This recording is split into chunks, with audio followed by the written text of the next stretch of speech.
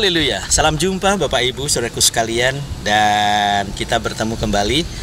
Hari ini suatu inspirasi buat kita sekalian bahwa saya sering mendengar orang mengeluh.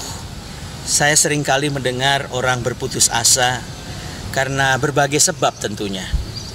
Dan tidak sedikit juga yang berkata, aduh saya kalau modelnya begini hidup nih bosen rasanya ya. Saudaraku yang dikasih oleh Tuhan, kenapa bosan? Karena memang kita tidak pandai untuk berinovasi, itu masalahnya. Dan yang kedua, biasanya kita tidak tahu bersyukur bagaimana rasanya hidup untuk menikmati kehidupan ini, bahwa ternyata hidup ini adalah sebuah pilihan. Maka kalau hidup ini adalah sebuah pilihan, kita harus menjalaninya.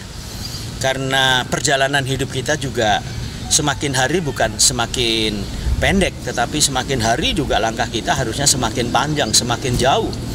Tetapi kalau kita hanya mengeluh dan merasa bosan ini itu, saudaraku sekalian, itu tandanya dan menunjukkan kita adalah orang yang tidak pernah berterima kasih kepada Tuhan. Nah, kalau sampai kita dicap sebagai orang yang tidak tahu berterima kasih kepada Tuhan, maka kebosanan demi kebosanan itu, saudaraku sekalian, akan melanda hidup kita, mengganggu pikiran kita, mengganggu hati kita, sehingga hati kita ya tidak pernah bisa bergerak maju. Maka kita hanya melihat ke belakang. Kalau kita hanya sekedar melihat ke belakang, apa yang bisa kita raih? Tidak ada.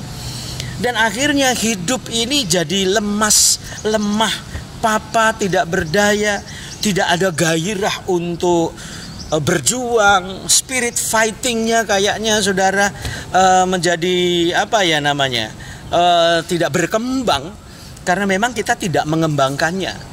Dan pelajaran yang menarik buat kita tatkala Yosua mengalami sebuah ketakutan dalam menjalani hidup, Tuhan justru memberikan kekuatan sambil berkata, be strong and be courageous.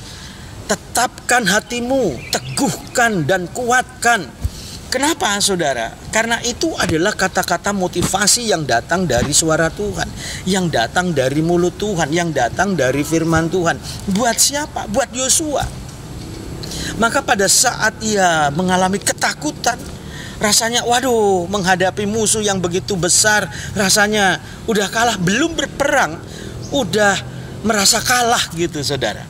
Hidup pun sama, saudara yang cenderung ngomong bosan saya, aduh, saudara belum berjuang udah kalah duluan. Lihat keadaan, rasanya semuanya gelap. Kalau hidup model seperti itu, saudaraku sekalian, ingatlah bahwa sebenarnya engkau tahu Tuhan, tetapi engkau tidak tahu bergaul dengan Tuhan. Engkau tahu Tuhan punya kuasa yang hebat, tetapi engkau tidak meminta kuasa yang hebat. Dan yang ketiga, engkau tahu Tuhan yang begitu berdaulat atas hidup kita, tetapi kita masa bodoh dalam menjalani hidup. Lantas apa yang kita maui, saudara? Apakah kita ingin kaya? Tidak bisa ingin kaya terus kemudian kita langsung hari ini saya pengen kaya besok jadi, saudara. Hidup itu tidak seperti menggosok lampu Aladin. Digosok-gosok kemudian jinnya keluar sambil berkata 3 pertanyaan maka 3 jawaban, 3 permintaan akan kukabulkan. Tidak seperti itu. Itu hanyalah sebuah dongeng 1001 malam. Kita hidup tidak di tengah-tengah sebuah dongeng. Kita hidup di tengah-tengah realita, di mana realita kita, saudara, harus tetap membangun persekutuan dengan Tuhan lewat doa, lewat pujian, lewat firman. Dan yang kedua, saudaraku sekalian, kita juga harus sadar bahwa ternyata hidup ini adalah sebuah pemberian dari Tuhan. Hargai pemberian Tuhan itu.